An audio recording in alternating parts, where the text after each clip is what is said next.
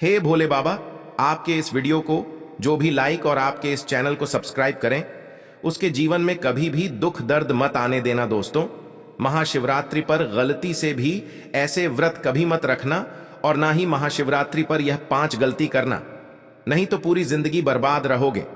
भगवान भोलेनाथ हमेशा हमेशा के लिए रूठ सकते हैं। यह गलती नजरअंदाज बिल्कुल भी ना करें। दोस्तों, महाशिवरात्रि किसी भी शुभ मुहूर्त में पड़े, लेकिन आप ये गलती कभी मत करना। महाशिवरात्रि के दिन खास तौर से व्रत रखते समय इस बात का ध्यान आपको होना चाहिए। शिवरात्रि के दिन यह 5 गलती करना आपको भारी पड़ सकता है। इस दिन भगवान भोलेनाथ और माता पार्वती जी की पूजा शुभ काल के दौरान ही करना चाहिए। तो ऐसे में हम यह जानते हैं कि शिवरात्रि पर क्या गलतियां नहीं करना चाहिए जिससे भगवान भोलेनाथ क्रोधित ना हो। तो चलिए जानते हैं दोस्तों, शिवरात्रि के दिन क्या करें। महाशिवरात्रि के दिन व्रत करें और सुबह जल्दी उठे, स्नान करें और साफ सुथरे कपड़े पहने। शुभ काल में मंदिर जाकर भगवान भोलेनाथ जी को जल और दूध चढ़ाएं। इस दिन भगवान भोलेनाथ जी का ध्यान करें। ओम नमः शिवाय का जाप अवश्य करें। इस दिन आपको भोजन ग्रहण नहीं करना है, इसीलिए अगर आपने व्रत किया है तो सिर्फ फल खाकर ही व्रत पूरा करें और हो सके तो पूरा दिन फल भी खाएं और दूसरे दिन व्रत छोड़ें। अगर आपसे नहीं हो पा रहा तो आप एक समय में भोजन कर सकते हैं। दोस्तों, वीडियो आगे शुरू करें। सबसे पहले भगवान भोलेनाथ जी के सच्चे भक्त द वास्तु शास्त्र चैनल की इस वीडियो को एक लाइक अवश्य कर दें और कमेंट बॉक्स में जय भोलेनाथ अवश्य लिख दें, जिससे कि भगवान भोलेनाथ जी का आशीर्वाद आपको सीधे प्राप्त हो सके। दोस्तों, सच्चे दिल से इस नियम को मानने वाला व्यक्ति भगवान भोलेनाथ जी को बहुत ही प्रिय होता है। दोस्तों, अब बात करते हैं महाशिवरात्रि के अवसर पर आपको क्या गलती नहीं करना चाहिए जिससे भगवान भोलेनाथ क्रोधित ना हो। दोस्तों, चाहे कुछ भी हो जाए, महाशिवरात्रि के दिन मांस मदिरा का सेवन गलती से भी मत करना, नहीं तो आपके साथ कुछ भी हो सकता है। महाशिवरात्रि के दिन देर तक कभी ना सोएं, इससे आपका भाग्य बिगाड़ सकता है। भगवान भोलेनाथ रूठ सकते हैं। महाशिवरात्रि के दिन दाल चावल या गेहूं से बने पकवान नहीं खाना चाहिए। इस दिन आप सिर्फ फल, दूध, चाय और कॉफी ले सकते हैं। दोस्तों, अगर आप भगवान भोलेनाथ जी को प्रसन्न करना चाहते हैं तो इस दिन काले कपड़े भूलकर भी मत पहनना। इस दिन जितना ज्यादा हो सके भगवा रंग, यह लाल रंग का ही कपड़ा पहने, बहुत ही शुभ और मंगलकारी माना जाएगा। इस दिन गलती से भी पति पत्नी शारीरिक संबंध भूलकर भी ना बनाएं, अन्यथा भगवान भोलेनाथ के क्रोध का सामना आपको करना पड़ेगा। इस दिन जितना ज्यादा हो सके दान पूर्ण करें। भगवान भोलेनाथ को अगर खुश करना है तो यह बातें गांठ बांध लें। दोस्तों, यह पाप कभी मत करना। महाशिवरात्रि के इस पावन अवसर पर शिवलिंग पर भूलकर भी यह चीजें मत चढ़ाना, नहीं तो जिंदगी भर आपको किसी बड़ी परेशानी का आपको सामना करना पड़ सकता है। आपका व्रत टूट भी सकता है। भगवान भोलेनाथ अत्यंत क्रोधित हो सकते हैं, जान लीजिए, नहीं तो आपके व्रत रखने का कोई भी फायदा नहीं। तो चलिए जानते हैं दोस्तों। नंबर 1, तुलसी। पौराणिक कथाओं के मुताबिक तुलसी को माता लक्ष्मी जी का स्वरूप माना जाता है। माता लक्ष्मी जी भगवान विष्णु जी की अर्धदांगिनी है। भगवान विष्णु शालिग्राम की पूजा में ही तुलसी का प्रयोग किया जाता है। ऐसे में शिवलिंग पर तुलसी का प्रयोग वर्जित है। यह आपको पाप का भागीदार बना सकता है। ऐसा अनर्थ कभी मत करना। दोस्तों, नंबर 2, सिंदूर। सिंदूर एक प्रकार से श्रृंगार की वस्तु है जो सभी देवियों को चढ़ाया जाता है, परंतु भगवान भोलेनाथ बैरागी हैं और वह महाकाल है, इसीलिए उन्हें सिंदूर नहीं चढ़ाया जाता है। ऐसा पाप आप कभी मत करना। दोस्तों, नंबर 3, शिवरात्रि के पावन अवसर पर जितना ज्यादा हो सके आपको भगवा रंग पहनना चाहिए। भगवान भोलेनाथ अति प्रसन्न होते हैं। इस दिन काले कपड़े पहनने से बचना चाहिए और मंदिर में काले वस्त्र पहनकर कभी प्रवेश न करें।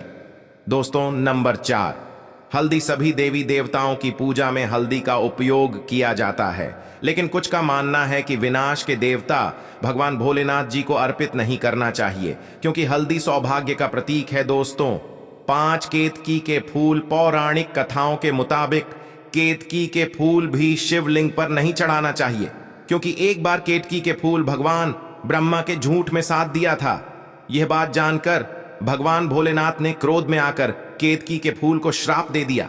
दोस्तों, नंबर 6, नारियल पानी। एक पौराणिक मान्यताओं के अनुसार ऐसा कहा जाता है कि शिवलिंग पर नारियल पानी नहीं चढ़ाना चाहिए क्योंकि यह शुभ नहीं माना जाता दोस्तों। नंबर 7, शंख जल। भगवान भोलेनाथ ने शंख चूर्ण नाम के असुर का वध किया था। शंख को उसी असुर का प्रतीक माना जाता है जो भगवान विष्णु का भक्त था, इसीलिए विष्णु भगवान की पूजा शंख से होती है, शिव की नहीं दोस्तों। नंबर 8, तिल। यह भगवान विष्णु के मैल से उत्पन्न हुआ था माना जाता है, इसीलिए इसे भगवान भोलेनाथ को नहीं अर्पित किया जाना चाहिए दोस्तों। नंबर 9, टूटे हुए चावल। भगवान भोलेनाथ को अक्षत यानी साबुत चावल अर्पित किए जाने के बारे में शास्त्रों में लिखा है। टूटा हुआ चावल अपूर्ण और अशुद्ध होता है, इसीलिए यह भगवान भोलेनाथ को नहीं चढ़ता। आप ऐसा अनर्थ सेट करना, चावल चढ़ाने से पहले ध्यान से देख ले, कहीं चावल टूटा हुआ ना हो, खास तौर से शिवरात्रि पर यह चीजें भगवान भोलेनाथ को चढ़ाने से भी व्यक्ति का भाग्य चमक उठता है। भगवान भोलेनाथ होते हैं अति प्रसन्न। तो चलिए जानते हैं दोस्तों। नंबर 11, गंगा जल। भगवान विष्णु के चरणों से निकली और भगवान भोलेनाथ की जटा से धरती पर उतरी है, इसीलिए सभी नदियों में गंगा परम पवित्र गंगा जल से भगवान भोलेनाथ का अभिषेक करने से मानसिक शांति और सुख की प्राप्ति होती है दोस्तों। नंबर 12, गन्ने का रस और का प्रतीक माना जाता है। शास्त्रों में इसे बहुत ही पवित्र माना गया है। प्रेम के देवता कामदेव का धनुष गन्ने से बना है। देव प्रबोधनी एकादशी के दिन गन्ने का घर बनाकर भगवान विष्णु की देवी तुलसी की पूजा की जाती है दोस्तों। नंबर 13, 3 पत्तों वाला बेलपत्र। 3 पत्तों वाला बेलपत्र जो कटा फटा नहीं हो, ऐसा भगवान भोलेनाथ को चढ़ाएं। 3 पत्तों वाला बेलपत्र त्रिदेव ब्रह्मा विष्णु महेश का प्रतीक माना जाता है। महाशिवरात्रि के अवसर पर बेलपत्र अर्पित करने से शिवलोक की प्राप्ति होती है, ऐसा पुराणों में बताया गया है दोस्तों। नंबर 14, धतूरे का फूल। धतूरे के फल के समान धतूरे का फूल भी भगवान भोलेनाथ को प्रिय है। इसका कारण यह है कि यह सफेद होता है और औषधीय कारणों से गुणकारी होता है। मानसिक शांति के लिए धतूरे के पुष्प को शिवलिंग पर अर्पित करें दोस्तों। नंबर 15, चांदी के नाग नागिन के जोड़े कि ग्रहों के अशुभ प्रभाव के कारण घर में सुख शांति की कमी और आर्थिक परेशानियों को दूर करने के लिए महाशिवरात्रि के अवसर पर भगवान भोलेनाथ को नाग नागिन के जोड़े समर्पित करें। इससे काल सर्प और नाग दोष समाप्त होता है दोस्तों।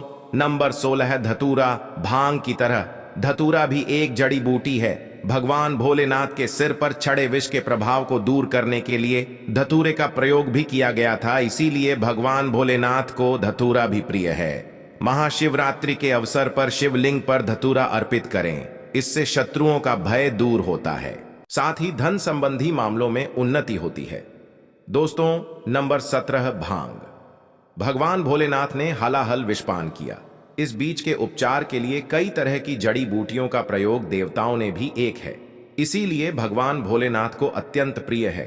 और से शिवरात्रि के अवसर पर भांग के पत्ते को पीसकर दूध या जल में घोलकर भगवान भोलेनाथ का अभिषेक करें तो रोगों से मुक्ति मिलती है दोस्तों। अब बात करते हैं कि आपको महाशिवरात्रि व्रत में क्या खाना। देखिए दोस्तों, जो महाशिवरात्रि होती है वह गंगा जल की हर एक बूंद की तरह पवित्र मानी गई है, शुभकारी मानी गई है। हमारे हिंदू परंपरा में शिवरात्रि का बहुत महत्व है और यह पर्व फाल्गुन मास के कृष्ण पक्ष की चतुर्दशी को मनाया जाता है। भगवान भोलेनाथ भोले भंडारी हैं। वे एक लोटा जल से भी प्रसन्न हो जाते हैं, मात्र एक बेलपत्र से भी अति प्रसन्न हो जाते हैं। लेकिन भगवान भोलेनाथ शीघ्र ही गुस्सा भी हो जाते हैं। जहां भगवान भोलेनाथ को कुछ चीज प्रिय है तो वहीं कुछ चीज आप यह भी हैं, कुछ चीज ऐसी हैं जिनका भगवान भोलेनाथ की पूजा में अगर इस्तेमाल ना किया जाए तो भगवान भोलेनाथ का पूजन अधूरा रह जाता है। वही कुछ चीजें ऐसी होती हैं जो अगर अनजाने में आप भगवान भोलेनाथ को अर्पित कर देंगे तो उससे भगवान भोलेनाथ आपसे रुष्ट हो जाएंगे। इसलिए भगवान भोलेनाथ की पूजा करते समय कुछ बातों का विशेष ध्यान रखना चाहिए। आज के इस वीडियो में हम आपको बताएंगे कि महाशिवरात्रि के पावन पर्व पर क्या करें क्या ना करें, कौन सी ऐसी वस्तुएं हैं जो भगवान भोलेनाथ को अति प्रिय हैं और कौन सी ऐसी वस्तु है जो भगवान भोलेनाथ को बिल्कुल भी प्रिय नहीं है, और कौन सी वस्तु है जो भगवान भोलेनाथ को भूल से भी अर्पित नहीं करना चाहिए। दोस्तों, वीडियो आगे शुरू करें उससे पहले भगवान भोलेनाथ जी के सच्चे भक्त द वास्तु शास्त्र चैनल की इस वीडियो को एक लाइक अवश्य कर दें और बॉक्स में जय भोलेनाथ अवश्य लिख दें, जिससे कि भगवान भोलेनाथ जी का आशीर्वाद आपको सीधे प्राप्त हो सके। दोस्तों, सबसे पहले जानते हैं कि महाशिवरात्रि के पावन पर्व पर क्या करना चाहिए जिससे कि भगवान भोलेनाथ और माता पार्वती का आशीर्वाद आपको प्राप्त हो। महाशिवरात्रि के दिन भगवान भोलेनाथ की पूजा सफेद या लाल रंग के वस्त्र धारण करके ही करें। सफेद और लाल रंग के वस्त्र धारण कर भगवान भोलेनाथ का पूजन करना बहुत ही शुभ माना जाता है। यदि संभव हो तो इस दिन पूजा में बिना सिले हुए वस्त्र पहने महाशिवरात्रि के पावन पर्व पर भगवान भोलेनाथ की शिवलिंग का पूजन अवश्य ही करें। शास्त्रों के अनुसार महाशिवरात्रि के दिन ही भगवान भोलेनाथ शिवलिंग के रूप में प्रकट हुए। इसलिए इस दिन शिवलिंग का पूजन करना सबसे ज्यादा श्रेष्ठ माना जाता है। शिवलिंग का पूजन करने से भगवान भोलेनाथ और माता पार्वती की असीम कृपा प्राप्त होती है। वैसे तो महाशिवरात्रि पर भगवान भोलेनाथ का पूजन रात्रि के चारों पहाड़ में किया जाता है। दोस्तों, इस बार पंचांग के अनुसार फाल्गुन माह के कृष्ण पक्ष की चतुर्दशी तिथि की शुरुआत 8 मार्च रात में 9:47 से होगी। इस तिथि का समापन अगले दिन 9 मार्च शाम 6:17 पर होगा। महाशिवरात्रि व्रत के दिन भगवान भोलेनाथ जी की उपासना निशिता काल में की जाती है, इसलिए महाशिवरात्रि व्रत इस साल 8 मार्च 2024 शुक्रवार के दिन रखा जाएगा। दोस्तों, अब बात करते हैं कि आप लोग किस पहर में कितने समय पूजन कर सकते हैं। प्रथम पहर पूजन समय 8 मार्च को शाम 6:25 से शुरू होगा और समापन रात 9:28 को होगा। दूसरा पहर पूजन समय 8 मार्च को रात 9:28 से शुरू होगा और समापन 9 मार्च को रात 12:31 पर होगा। तीसरे पहर पूजन समय मार्च को रात 12:31 से शुरू होगा और समापन सुबह 3:34 पर होगा। दोस्तों, महाशिवरात्रि का मतलब है भगवान भोलेनाथ का रात्रि के समय पूजन करना। इससे भगवान भोलेनाथ अतिशीघ्र ही प्रसन्न हो जाएंगे और आपको मनचाहा वरदान देंगे। महाशिवरात्रि पर भगवान भोलेनाथ के साथ माता पार्वती जी की पूजा भी अवश्य ही करें। ऐसा करने से आपको भगवान भोलेनाथ के साथ माता पार्वती जी का भी आशीर्वाद प्राप्त होगा। शिवरात्रि के दिन भगवान भोलेनाथ की शिवलिंग पर बेलपत्र अवश्य ही अर्पित करें। बेलपत्र भगवान भोलेनाथ को अति प्रिय है। बेलपत्र के बिना भगवान भोलेनाथ का पूजन अधूरा माना जाता है। बेलपत्र एक पत्ता नहीं माना जाता। एक डांडी में जो 3 पत्ते जुड़े हैं उन्हें बेलपत्र कहा जाता है।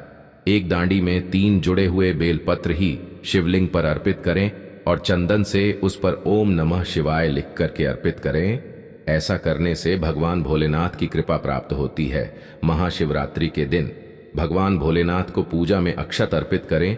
ऐसा करने से आपको भगवान भोलेनाथ जी का आशीर्वाद प्राप्त होगा। इस दिन रात्रि में भगवान भोलेनाथ का जागरण अवश्य करना चाहिए, जिससे आपको महाशिवरात्रि का पूर्ण फल प्राप्त हो सके। महाशिवरात्रि के दिन भगवान भोलेनाथ की पूजा करने से पहले भगवान श्री गणेश, भगवान कार्तिकेय, नंदी जी और माता पार्वती का पूजन अवश्य ही करना चाहिए, नहीं तो आपको पूजा का फल प्राप्त नहीं होगा।